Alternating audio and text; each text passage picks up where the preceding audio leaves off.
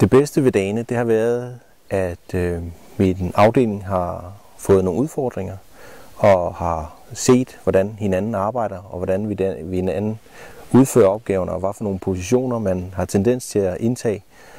Og så er det bedste, det er, at jeg har set en høj engagement for mine medarbejdere, som har virkelig vist team spirit.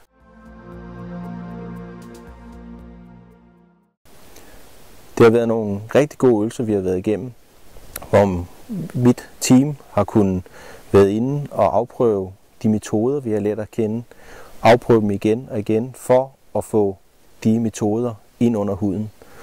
Så det har gjort, at det har været rigtig spændende og produktivt.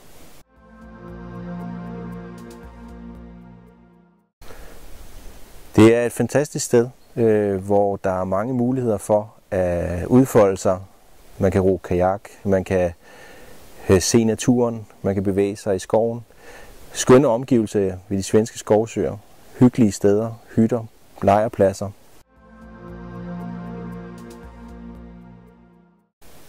Det vi tager med hjem som afdeling er, at vi kender hinanden bedre.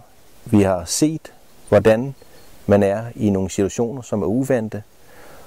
Og vi har fået nogle metoder til at kunne bruge derhjemme, som vi skal have øvet. Og folk har forstået, at de metoder giver gavn, at vi får et større helhedsbillede alle sammen, for at få projektet kørt igennem. Til afslutning vil jeg sige, at det har været rigtig spændende, og der har været mange gode oplevelser, som mine medarbejdere vil huske efterfølgende.